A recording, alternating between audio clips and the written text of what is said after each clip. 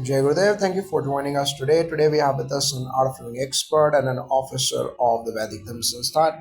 Today we'll be discussing chapter 59 from the Sunder Kand. It's called Crossing the Ocean. So, Jai Gurudev, could you explain the symbolic and literal meaning of crossing the ocean in Sunder Kand? Yes, this episode narrates Ram's Vanar army crossing the ocean via the bridge constructed by Nala. Symbolically, the ocean represents the vast mind full of doubts and distractions. Crossing it means overcoming inner turbulence with faith and teamwork. His Holiness Gurudev Shri Ravi Shankarji often says, faith is to cross the ocean without seeing the shore. Through Anjane Homam and collective chanting of Hanuman Chalisa, we generate the inner strength needed to traverse life's challenges like the Vanaras crossing the ocean fearlessly. How does the episode reflect the importance of surrender and divine will? Yes, in this Leela, Ram doesn't force nature, he waits, prays, and surrenders to the ocean god. This teaches us that nature responds to humility, not ego. Gurudev says, when you surrender, miracles happen. Anjane Homam invokes divine energies, and the surrender in its Sankalpa connects one to higher intelligence. Art of Living courses teach us to surrender through pranayama and meditation, replacing anxiety with trust in divine timing, just as Rama did before the sea gave away. Now, what deeper insight can we draw from the army's discipline and unity during this phase? The Vanara army was unified, disciplined, and devoted to Ram's vision. This highlights Sangha Shakti or power of community in art of living collective sadhana, satsang, and seva, amplify energy and accelerate inner growth, just like Hanumana led the way with seva. Bhav, our volunteers cross their own mental oceans by participating in Sudarshan Kriya and DSN programs or Divya Samaj Ka Nirman, sometimes called dynamism for self and nation programs. Ravana's forces lacked such unity, which is why they ultimately faltered. Now, Ravana in conference is a turning point. What does this chapter signify? Yes, this chapter shows Ravana consulting his ministers but rejecting good counsel. It shows the fall of a ruler who is imprisoned by ego. Vibhishana advises righteousness, but Ravana is blinded by pride. Gurudev reminds us ego makes you deaf to truth. When we chant Hanuman Chalisa or participate in Anjane Homam, the ego melts and clarity emerges. It's a reminder to remain open to wisdom no matter the stage of life.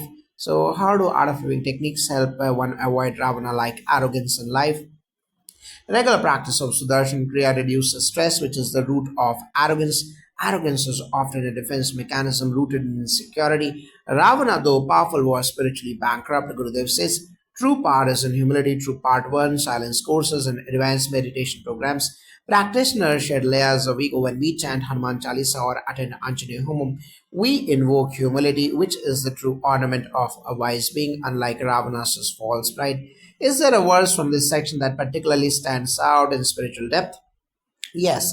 The verse describing a bridge as being supported by faith and floating stones or Ramanam Ankit Patthar is deeply symbolic. It tells us that when our actions are anchored in the divine name, even stones can float. Gurudev says, the Rama has the power to carry you across the toughest challenges. Reciting Hanuman Chalisa with devotion or attending Art of Living Satsangs helps imprint this divine name in our consciousness, lifting us beyond limitations. How can modern spiritual seeker apply the wisdom from these chapters today?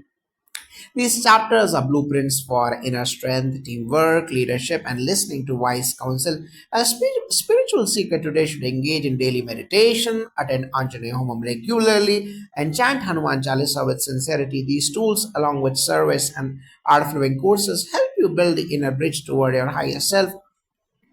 Just as Ram's army built the bridge to Lanka, Gurudev beautifully says, build bridges, not walls, inside and outside. Now, what role does Vibhishana play in contrast to Ravana, and how is this relevant today? Vibhishana represents Viveka or discrimination. He chooses Dharma over blood ties.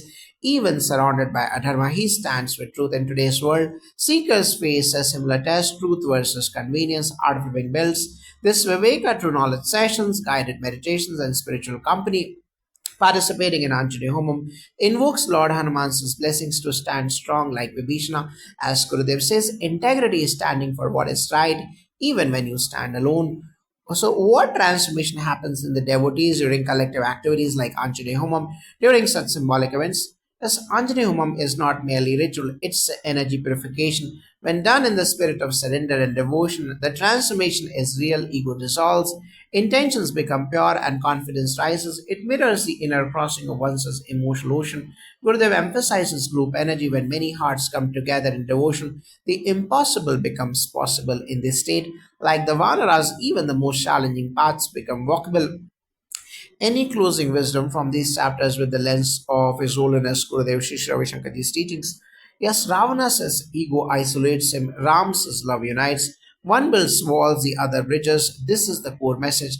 Gurudev says, choose love over ego, seva over pride. And Sunder Kand inspires us to stay connected to the divine name, remain in satsang, and listen to inner Vibhishana, whether chanting Hanuman Chalisa or doing seva. These are our stones of faith. Let's cross our inner oceans and build Lanka within with joy, love, and wisdom. Jai Gurudev.